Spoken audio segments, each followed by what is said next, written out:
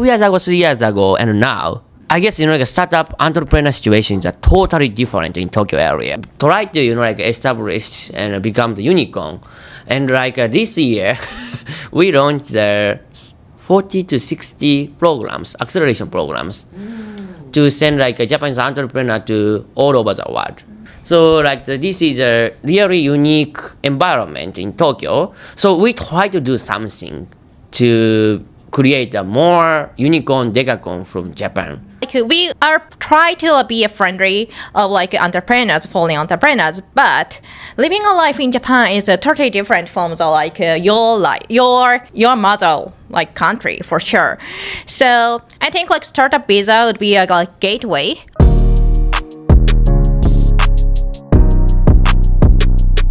Okay, let's get started. Hello, Yusuke. Thank you so much for being here. So, please imagine there are many audience who really want to come to Japan. So, could you please tell us about yourself? What do you do in Tokyo? Alright, thank you. So, hello listeners, I'm Yusuke. I'm working in the Jetro. It's one of like the governmental agency of the Japanese Ministry of Economy indeed. So, our business is just to, like the facilitate like overseas business and Japanese business briefly. But like I'm in charge of like the startup supporting divisions. So, like I currently support like more than 700 Japanese startups, which including, yes, too much, Our annual customer of the Japanese or like the foreign entrepreneur who lives in Japan is over 700 indeed. And we also support like a foreign entrepreneur to come to Japan to do the incorporation in Japan or sometimes to get connected with a Japanese corporate as well. But like I'm in charge of like the outbound support division because I started my career as a AI entrepreneur back to France. Thank you so much. Interesting. Please drink. Thank you. Yeah. And then you went to Singapore and then came back to Tokyo, right? So after a few years, finally you came back to Tokyo. How was what can I say, your observation? Oh, so like I came to Tokyo like 2 years ago, 3 years ago, 2022, and I joined Jetro. Immediately. Yes, immediately in Tokyo. Okay. Because like my hometown is located in Osaka, so I didn't come to Tokyo a lot. And like 2 years ago, 3 years ago, and now, I guess like startup entrepreneur situations are totally different in Tokyo area. Please share the story. Kaori-san is also here, and they are all like a startup, try to like establish and become the unicorn. And like this year, we launched the 40 to 60 programs, acceleration programs, to send like a Japanese entrepreneur to all over the world. I am in charge of like 8 program indeed, and like all of the foreign entrepreneur also try to do something in Tokyo. Yes. Now, like we have a lot of like entrepreneur communities in Tokyo, and a lot of like accelerate also came here, right? Shirato-san's Techstars one, or Antora one, or a lot Founders Institute because of the L-Lynch. There are a lot of like from pre-seed to later stage accelerator from overseas to come to Japan, So like this is a really unique environment in Tokyo. So we try to do something to create a more unicorn decacorn from Japan. So in terms of like the program opportunities as well as like investor, recently a lot of like over investor also try to come to Japan. Yes. Yesterday, Gary Tang of the Y Combinator also came to Tokyo and to speak about like the Y Combinator things. And recently, like one of the Japanese entrepreneur joined in the last batch of the Y Combinators. Yeah, Toaki-san, yeah. Yeah, and he actually did the demonstrations in the AI Salon. It's one of like the... Yeah, last week we saw it. Yeah, last week. So AI Salon is one of like the... startup AI entrepreneur communities, international one, And since this April, I and Ilya, one of like the entrepreneur guy, AI geek guy, collaborate to launch the AI Salon communities in Tokyo. Yeah. Oh, we have a guest now. Please join. We will talk about startup scene. Well, like actually, like next year, I will just move to the like a different company, and at the company, I will be like San Francisco Silicon Valley based, like 50%, and in Tokyo 50%. So. Yeah, I really would like to bridge like between like San Francisco ecosystem and Japanese ecosystem.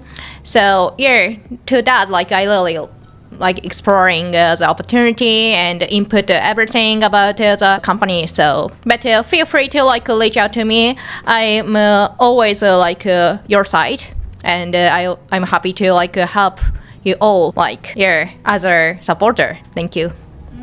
She wrote down the article of like the Japanese local government support system for the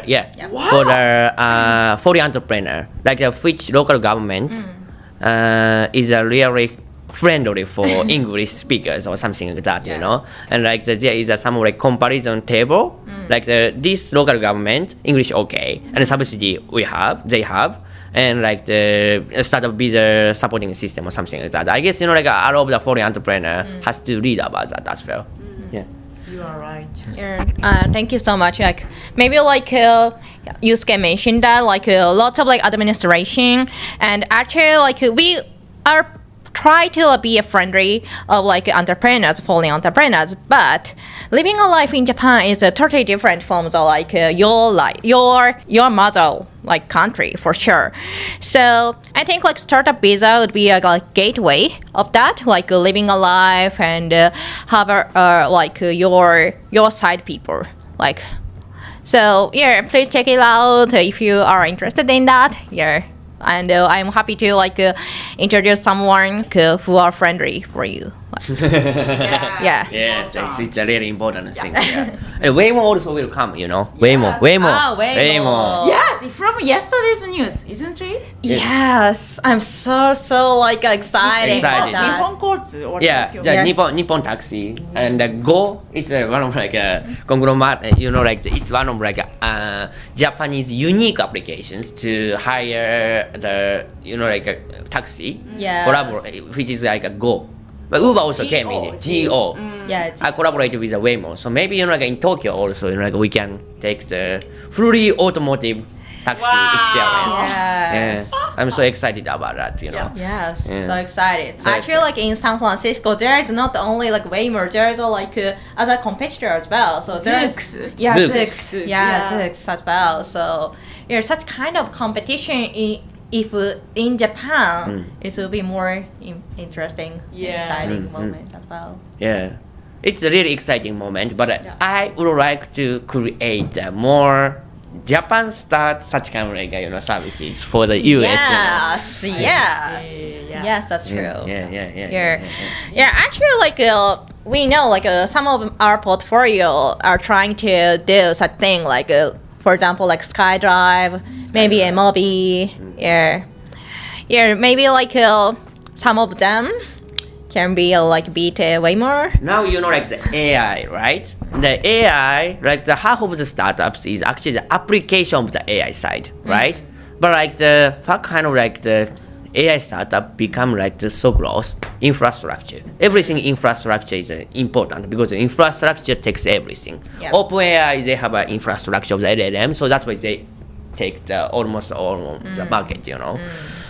In Japan, I know like the two good AI infrastructure startup. One is the Sakana AI already becomes a unicorn. Yep. The other one is from the Osaka University indeed.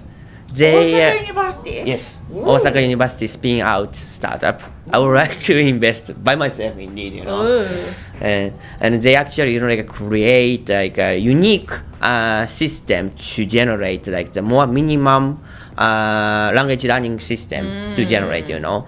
So not so much energy of the training cost, and we can cut it a lot of like the training time as well. It's a unique algorithm. Are they in stealth mode? It's still small. I see.